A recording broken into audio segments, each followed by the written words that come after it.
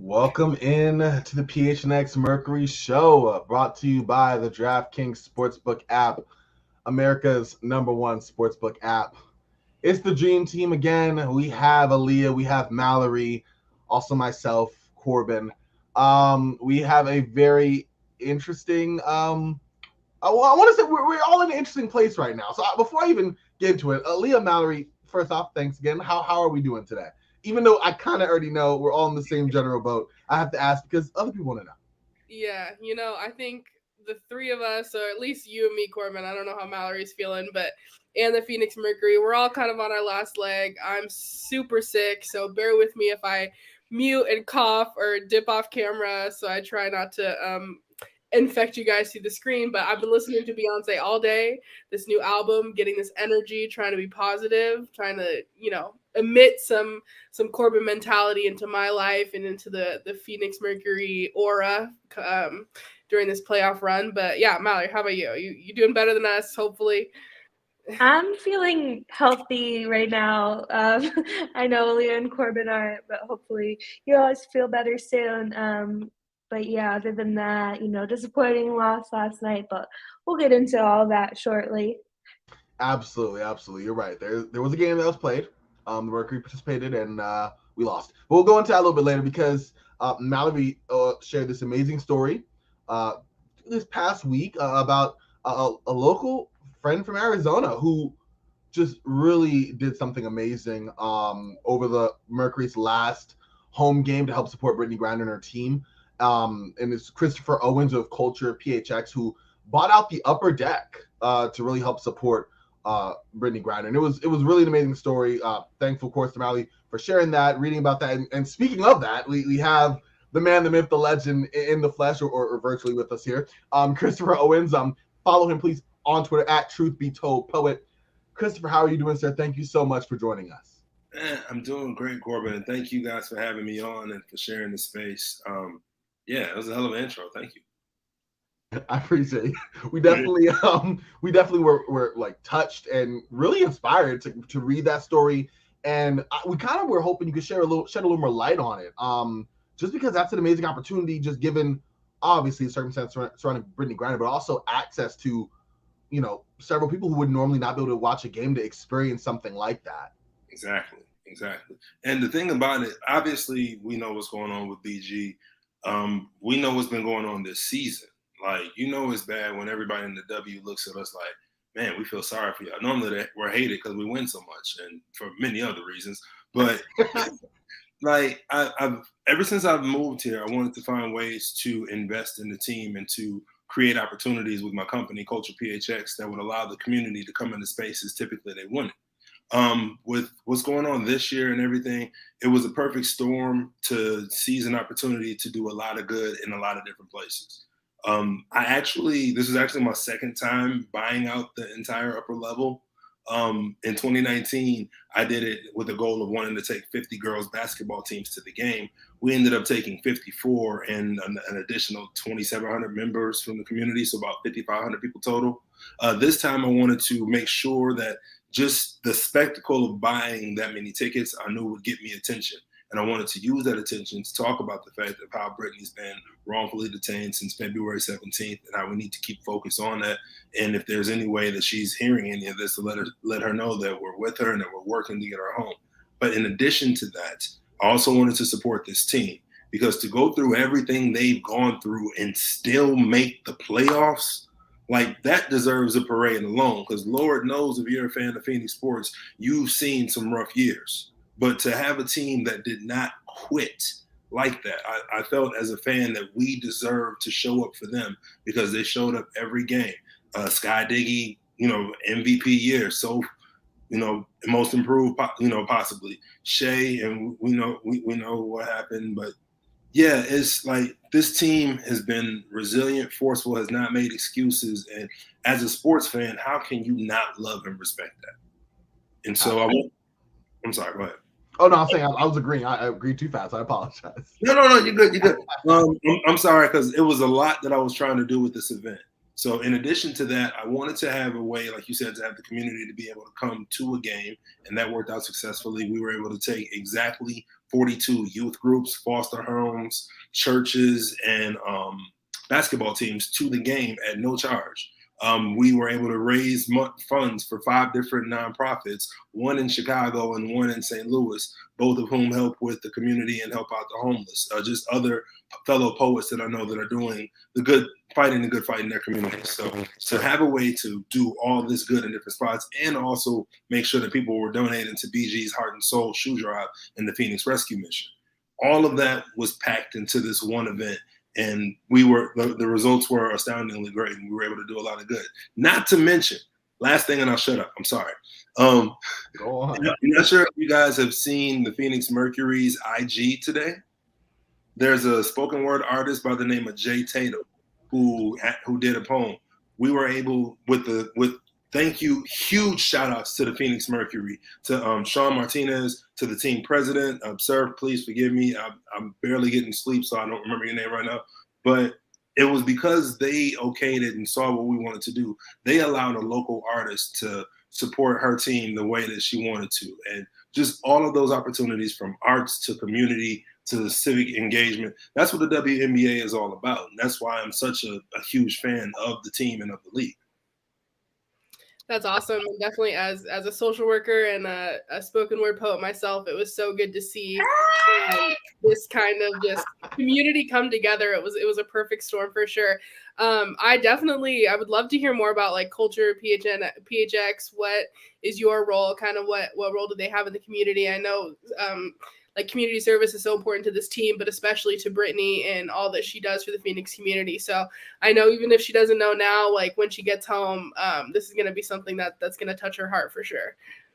Hopefully it does. It's just so she knows that the work that she's doing is not being unrecognized and that she is valued and worthy. We can talk about salaries later on, but she is valued and loved and a staple in this community. So I hope that she does receive all of the love, not just this, but everything that's been going on. As far as Culture PHX, it's a fairly new company, been around 4 years. And my ideal with Culture PHX was to not only support local arts events, myself as a spoken word artist. I've been a full-time poet for 13 years now. It's been a blessing to be able to do that. And I wanted to help others to do that. But I'm also a creator and a dreamer. So I wanted to have a space where I could create opportunities for the community to come in spaces they typically wouldn't be able to and find ways to infuse culture, arts, and other causes that we believe in into it. Naturally, some of the first things that we've done have been the games, buying out half the arena. But I've also done benefit games where I get like different artists in the community. So Aaliyah, I'm going to hit you up because we're going to need a point guard on our team. We have an Artists Against Cancer benefit game where typically it's during the fall. Just get a bunch of us out. Just some people trying to relive hoop dreams, others holding on to what little dream they had, and just having a good time and embarrassing ourselves for a good cause. So certain things like that are what I've been working on. Coming up next would be Culture Hub. I finally have a brick and mortar space. So it's going to be located in Eastlake Park. I haven't made a public announcement yet, but I guess I kind of just did. Co-working space and an event community center that can be used as a pool and a hub to connect all the resources that we have in the community, but also show other artists how you can take your craft and make it a business. I started off as a double major in mechanical engineering and physics, and people, when I told them I was a poet, looked at me like I was crazy. But yeah, it was what was best for me, and I know a lot of people out there who have that same thing. That's an interesting point you just mentioned. I mean, from double major to poetry, was poetry, the spoken word, something that you were always interested in? That was always your passion, and it was more pursuing that fully, or was this something that you encountered probably later and just kind of fell into? I am curious about that. Well, thank you for asking. I actually fell into it freshman year at Southern University in Baton Rouge, Louisiana. It was the first open mic that I went to, and after that, I was kind of hooked. And then like deaf poetry and different things were popping up online where people were able to perform. And then the people that I began watching on deaf poetry, I started to meet and then started to do shows with, and then started to be my friends. And it grew. And then other opportunities came from that. I had a national commercial, ended up relocating out here. Thank you, Urban AZ, for seeing me on Twitter. And like coming out here and seeing the potential for what was happening out here, I absolutely wanted to be a part of it. And this blossomed into an opportunity to now where I can create opportunities for others. So yeah, man, it's been great. That's so awesome. And like, I know for myself, like I have a personal kind of poet mentor that I ran into in my senior year of high school. Shout out Christopher Page from Tacoma, Washington. He's kind of my poetry, my guy. I never I always was good at writing, never was really into poetry until I came across spoken word, and it's kind of been something I've been dabbling in a little bit. So nice. People like you are just so important as like kind of my outcry of like, thank you, like kids and youth and just anybody in a community, especially like Phoenix, can just benefit so much from learning about the arts and learning how to express themselves in positive ways and use that to make differences within their community. Mutual aid is something that we need so much in this country and in our own tight-knit communities. So seeing things like this always just makes my heart so happy, especially when it comes into conjunctions with, the WNBA and different leagues that are already so supportive of our youth and our environments. What are kind of some long-term goals for you? Like, where do you want this to go? What's your like big dream projection type vibe? Honestly, I want to be at least a minority owner of a WNBA team. I want to have more culture hubs in other cities. I want to create systems where creatives can not only create their own economies and ecosystems for their art, but find ways to give back, find ways to connect arts to city and politics and community service and what have you. The beautiful thing about art, to kind of paraphrase Bruce Lee, is kind of like water. And the cool thing with spoken word is it's allowed me to be in rooms and in spaces that typically, if I were an engineer, I wouldn't have been able to be in. And to your point, Aaliyah, spoken word is the thing that I love so much about it. One, as a Black man in America, it gives me a safe space where I can speak freely and not have to worry about losing my job, because it's my job to speak my mind. But number two, and most importantly, the thing I love most about my job is that I'm able to connect with people.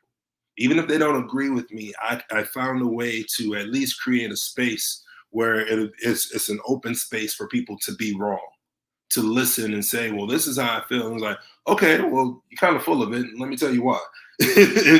But to be open and respectful with it. And it's been awesome what it's been able to do.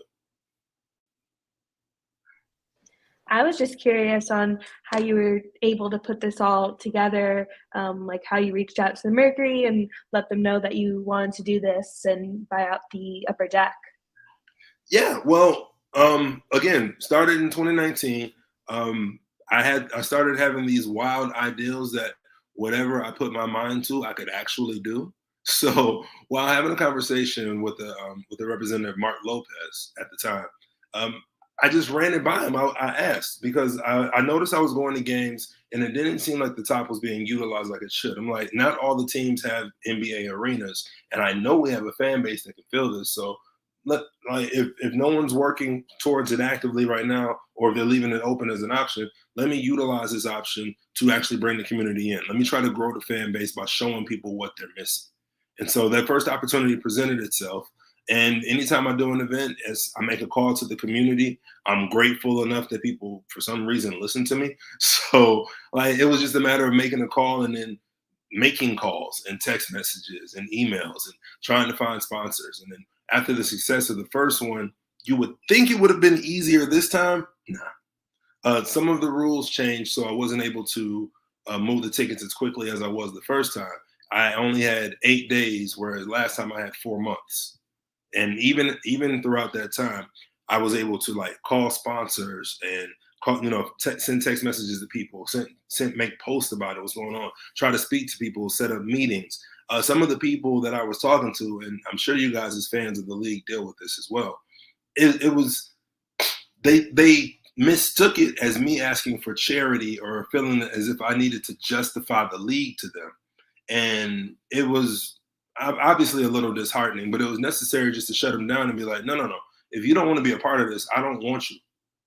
And just focusing on the people who need to be a part of this, it really helped, even in that short period of time, to make things go well. We still, in 8 days, were able to sell and donate over 3,000 tickets. And by we, I mean me. That is wild. Wow, that is, I mean, certainly an achievement, but wow, that is, I'm speechless kind of on that. I wish I were to say there. I was going to ask, you talked about, your integration in the community, coming over, last couple of years and really, starting programs and trying to integrate yourself in there and also get that community like turnout feedback for not only events like this, but just in general. It's kind of bouncing off a question Lee already asked, but you're going to be doing obviously more spaces. And do you have plans for obviously maybe down the line some more Mercury integration, maybe a poetry night or something like that, where you do, like a halftime thing, more in the line of what you've already set the groundwork of doing? Typically, I'm not one to tip my hand, but can I just go ahead and be transparent with y'all today? Please. Absolutely. One of my goals that I would like to see done, and I want to have conversations with people who can actually make this happen. There's no reason we can't do what happened with the Mercury with every team in the league.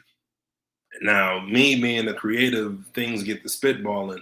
I want to find ways to make this an actual program, and it's perfect with the league typically tipping off in May and National Poetry Month being in April.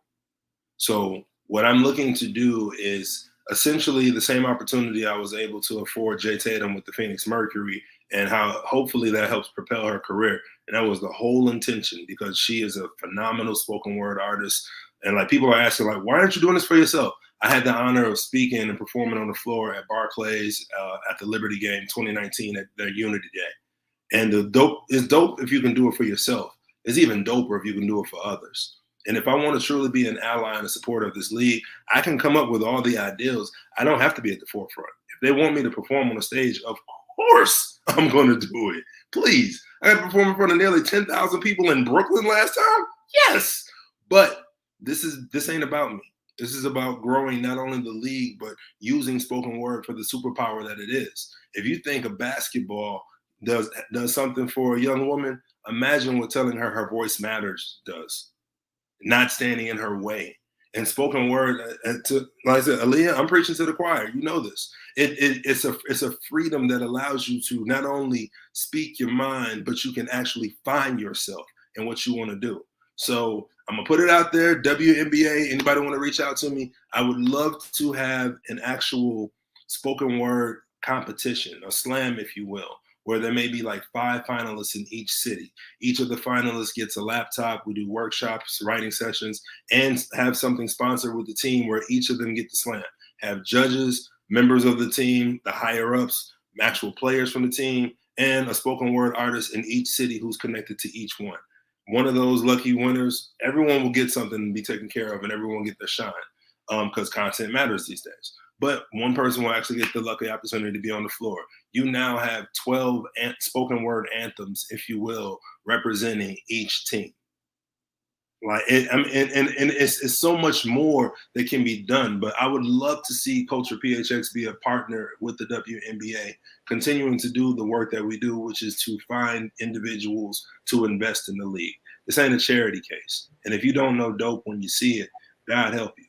But for those that get it, I'm looking to build, and like, all of this came from the opportunity with having poetry. So yeah, I'm just gonna keep moving. That's so awesome. And not to get off topic and like get on a tangent, but it's so crazy that this kind of fell into my lap. I'm actually starting a nonprofit in my hometown in Washington, and it's called Six Spokane Youth of Color Coalition. And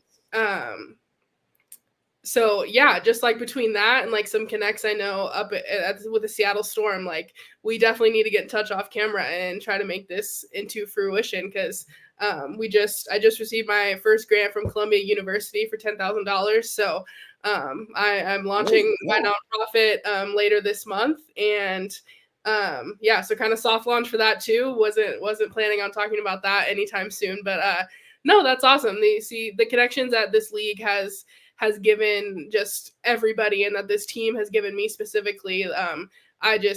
I'm forever thankful for the opportunities that just basketball has brought me, and it's been so awesome to have you here and learn about what you've been doing for this community, what you've been doing for the people that love and care about this team, and for this team in general. I know, like I said, when Brittney gets home, hopefully sooner rather than later, this is going to be something that's going to touch her heart just immensely. So thank you so much for being here and for just all that you do. And please reach out, let us know. Like I said, I'm definitely gonna find you, hit you up in the DM so we can get some working in the future.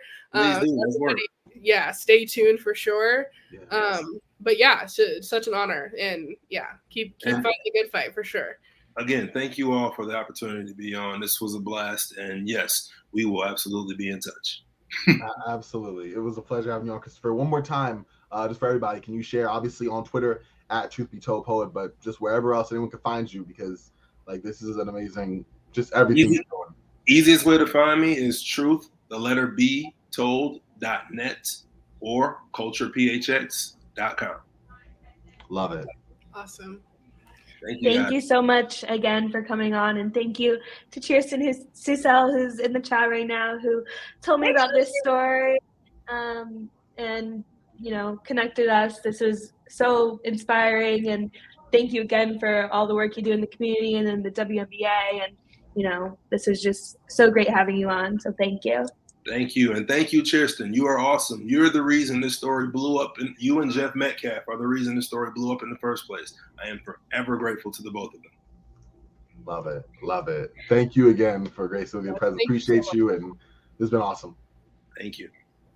Thank you. Wow. What a guy. That's awesome. That's so That's cool. great. I mean, can you even do a show after that? Like, so amazing. What a good resource for the community and just for people to look up to and look forward to.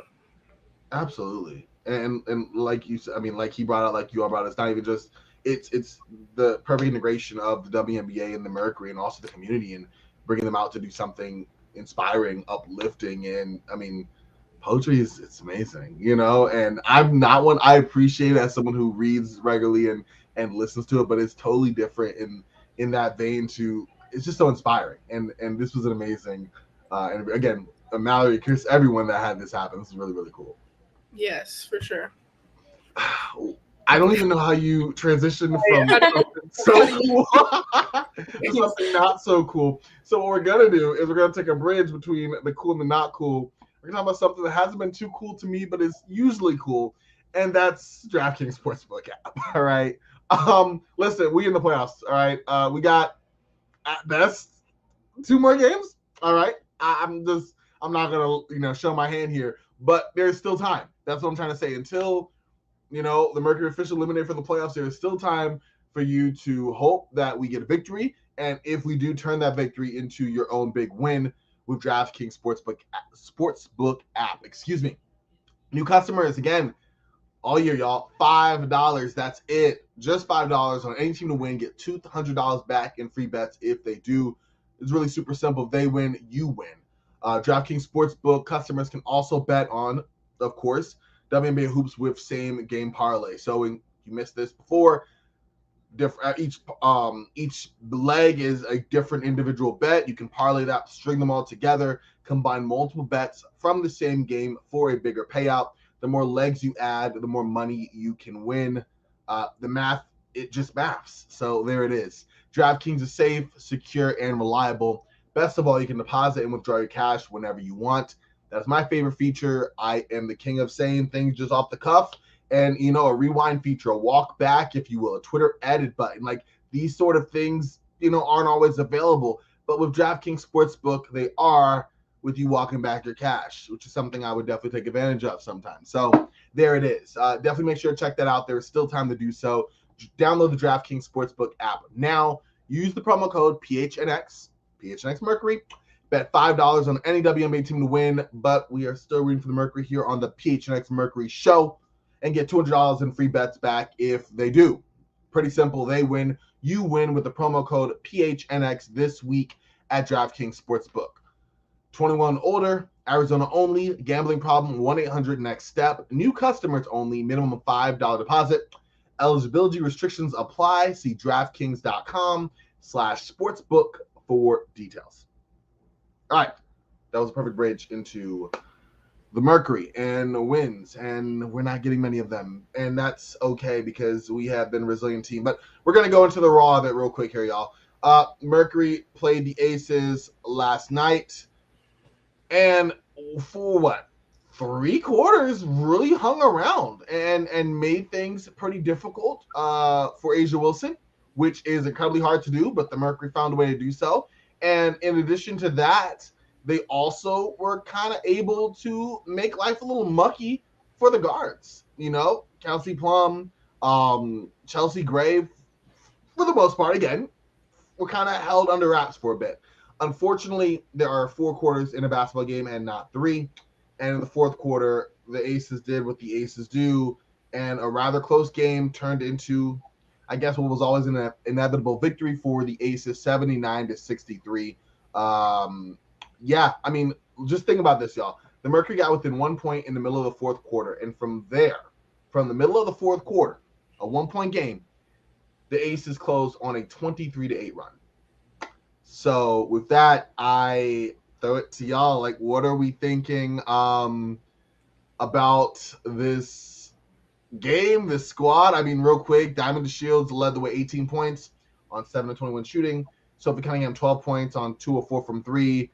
Megan Gustafson, 12 points, and Brianna Turner, 2. And obviously, I did not even get to the big, bad, sad news, but we'll touch on that in a second. But I just want to get y'all reaction because, yeah. Yeah, I mean, like Josh said in the chat, at this point, the best analogy is that we're fighting like the Black Knight. I mean, the Mercury just have this curse or doom cloud over them this whole season. And at this point, I think there's no other word than proud. Like, this team has worked so incredibly hard to get here.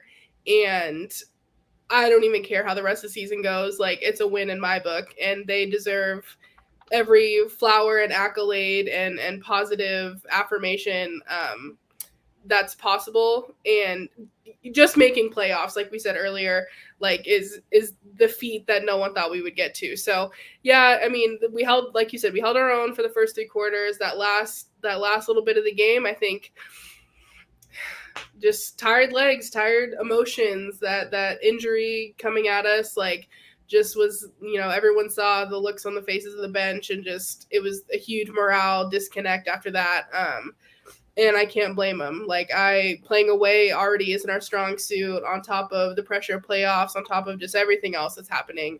You know, whatever effort they can put out for these next 2 games is 100% acceptable. And I don't know, just good vibes, positive luck, at least. Like, I want them to take this off season to just rest and rehab and do what they need to do to get back for next season. That's what I'm looking towards. Yeah, ditto to everything you just said, Aaliyah. I think that was one of those positive losses last night. And we did say even just making the playoffs is a huge accomplishment for this team. And literally, a sports team going through that much in 1 year is unimaginable. And, you know, to still be in a playoff scenario is incredible. And we're super proud of that team for staying in it for the first 3 quarters. Got away from them in the 4th, but like we said, it's okay. We'll bounce back for game 2. And even if we don't, still proud of them. Absolutely. We do have a little bit of additional adversity, as Charles brought out here, even after all the adversity and challenges this team's been put through this year. The fact we're talking about playoff games. Yep, echoing Mallory's point at least as well. The Mercury, if there was a word to describe how they performed this season, the players, even Coach Nygaard, the word would be resilient. They've all continued to fight, continue to try to persevere. Chris said she's mostly recovering. I think that's everyone, and that leads to the news we're going to get to. I kind of buried the lead there, but we already knew. Unfortunately, Shey Peddy, who has really been literally, if we did the count right now, probably wins the PHNX Hustle Player of the year award. Just consistently reliable, not just off the court, but as you heard from Sophie Cunningham and the team after, off the court as well, being an emotional heartbeat of the team. And when she went down with a non-contact leg injury, and I mean, Rashonda Gray had to carry her off the court, couldn't even put weight on the leg. Like, the energy collectively from us as a fan base, from the Mercury, just went out. And I mean, as of the time of this recording, there still hasn't been any news on that just yet. I know Mallory and I checked beforehand. We obviously hope, just of course, that it's whatever it is that, you know, she recovers quickly. It's all about health at this point. Like, obviously the season, whatever happens again tonight, tomorrow, I mean, we know. But the point being, the first and foremost is just on the health of Shey Peddy and a quick recovery from whatever it is that she is dealing with. But yeah, that's a major loss as well to a team that, I mean, we've already talked about been beset by injury and, you know, setbacks and the emotional turmoil swirling around this entire team all year. Just to have this happen again is definitely putting the Mercury at a bit of an uphill battle for a do or die game 2 in Las Vegas. Yeah, I mean, I don't even know if there's much else to analyze. It just no. There isn't. I was hoping, like, yeah. You know, I wish them the best, and I hope that Shey's injury is nothing serious. And yeah, I mean, there's really the bearer of bad news at this point, but yeah, they deserve a break. They deserve just some emotional recovery, like Chris said, like time to breathe and rest and just come to terms with this crazy season and what moves are going to move forward. I know I was thinking last night, like, I do want to give somewhat of an apology to Coach Nygaard. I think I was a little hard on her this whole season. And while, you know, coaching wise, there still was some questionable calls and decisions, but leading a team to the playoffs your first season and with everything that's been going on, like, that is a hat tip to her for sure, because that's a feat in and of itself. And so not calling for your head anymore, but it's not a permanent decision. There it is. We appreciate it, Leah. Mallory, do you want to throw something in there? Maybe we'll throw something in that charity hat. I'm not ready for that yet.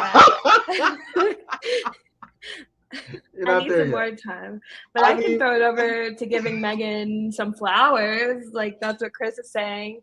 You know, we tweeted last night that this was the Megan we've been saying could be all season if she got more playing time, and she liked that tweet. So I'm not saying anything about Coach Nygaard, but Megan agrees with us. So okay.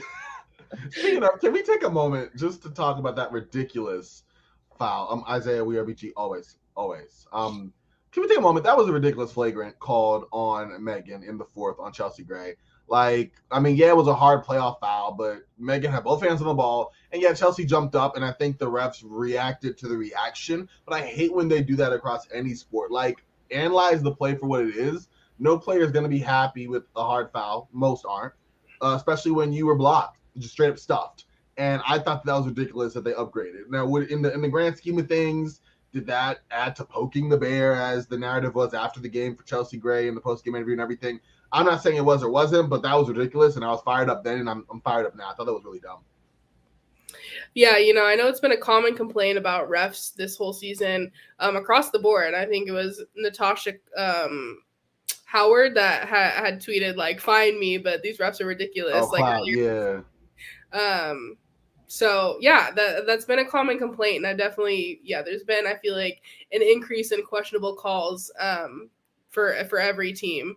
And Josh saying called the foul to save face for a player. I mean, that's what it seemed like. You said it, yeah. Yeah. The reaction plays, the reaction calls. Exactly. Yeah, that was dumb. Yeah, Isaiah, it is horrible news. Hopefully, like you said, we're staying tuned on the front for Brittney and seeing, you know, what further developments come into play. But as of right now, yes, that ruling was unfortunate in this entire situation all year. I mean, you've been here with us. You know that it's been an emotional roller coaster for sure. Much like the fourth quarter was. But I like you said, there's not really a whole lot more analysis to give. And I didn't even realize I didn't do it on account of, we've all been kind of under the weather. Did we have a player of the week? Or are we going to just wait until game 2? Because small sample size, there's only one game, and it was, I don't know, Megan? Like, are we going to collectively, like, nominate a player and a hustle player? I'm okay with that if y'all are. But I didn't really have one, unfortunately. I mean, we can do, like, an overall player of the playoffs. But if we want to do a game 1, I think it would definitely be Megan. Yeah, I agree. I'm with that. Yeah. I would have given a Diamond, but it was one of those things where she got a lot of points, but she had to take a lot of shots. And I think Megan came in, was really efficient, proficient on the court, just did a good job. And yeah, I mean, we could have had her over Tina Charles. Anyway, no. Anything here else before we go? We know game 2 is coming up. I don't really, frankly, with all the adversity the Mercury have had to deal with, I think it'd just be hard to, okay, what do the Mercury need to do to get game 2 in terms of rebounding effort? I mean, they're going to come out, they're going to play hard as they can. They're outmatched. It's granted healthier, and they're number 1 for a reason, superior Aces team. I think at this point we're just hoping, the Mercury give the same fight they've given all year. I think that's kind of our goals. I don't know if there's like a game plan or X and O's to really break down here. I think that's for the Coach Nygaard and the Mercury players. What are your thoughts on that? Yeah, no, I agree. I think at this point, just try to stay healthy and, no more injuries. Obviously give it your best shot, but like we've all said, and like I think is the common consensus amongst the X factor of just we're proud of you already, and if we walk out with the loss tomorrow, that's fine. This is the team that no one thought would be this season. So absolutely. For sure. We'll see if the Mercury can pull out a win on Saturday and force a game 3 at home next Tuesday. If that's the case, we'll have all your coverage live from Footprint Center, and that would be exciting. But, yeah, I think, we wanted to keep it a little short today just because not much to recap from the game. And we had the amazing Christopher on to talk about everything that he was doing. Such an amazing guest again, so thank you, Christopher, again for all that. Yeah, definitely go check him out on socials and Culture PHX. That sounds like an amazing organization and opportunity to get involved with. So, yeah. Yeah, definitely agree with that. Josh should just take advantage and start a run when they get stagnant. Absolutely. Yeah, that's definitely going to be a key. Hopefully they can do that in game 2. But, yeah, it was amazing to have Christopher on. That made the show. I mean, that was the show. And, listen, like Aaliyah said, check him out. Like, I'm inspired. I can't wait to look him up a little bit after this. But as we exit the show, Mallory, Aaliyah, any last things to say here before we take him home? Chris calling you out. Oh, whoa, Chris. Okay, real quick. No, see, I was trying to take pause. I was trying to take. got me coughing over here. Okay. Chris, look at what you're doing. I'm gonna catch your guys' sickness through the screen over here. No, this is Chris getting me fired up. It's her. I'm not saying it's your fault, Chris, but I'm not saying it's not. But I was at the game. You can check my Twitter, my Facebook. I messaged you, or you messaged me. We talked. I was at the game. In fact, let me see if I can even do this. 1 second. I'm gonna try to do something live here. Okay. Real quick. No. I just want to make sure I can just show the photo evidence because facts lie, pictures lie, numbers. Don't worry. I don't know what I'm saying. Anyways, yeah, receipts. That's what I should have said. Do a lot of memes. There we go. All right, here we are. So, maybe I can see that. Oh gosh. Okay, and I'm too. Okay, you know what? It's not gonna work. Is it gonna work? Nope. That's my drop. There we go. You still can't see it. This is horrible. Whatever. I'm in it. I'm in there. You can follow me on Twitter and you see it. I also have a picture of the halftime score and when they gave Kia Nurse presented the award just around the 3rd quarter. I was there. Okay, I was there. Yeah, there was no accountability. But did you meet up with Chris? No, I didn't. See, that's the problem. I didn't. I forgot. I just showed up and watched the game and then dipped. I apologize, Chris. Listen, we're gonna do a 4-piece hangout. We'll all be there. All right, and that'll make up for it. I'll share my potato recipe with you, Chris. I think that'll make it even. That's an exclusive recipe. Not many people get. I will believe it when I see it. I'm just saying, Leah. It's I could teach 4-piece kitchen a thing or two about these potatoes. Okay. Well, let me have their French fries first, and we'll see. But anyways, okay. Listen, we're trying to take it home. Mallory, Leah, anything else to bring us out? Chris, thank you for having me defend my honor live. No, man. I mean, Go Merc. That's all I got to. Go Merc. Let's get it.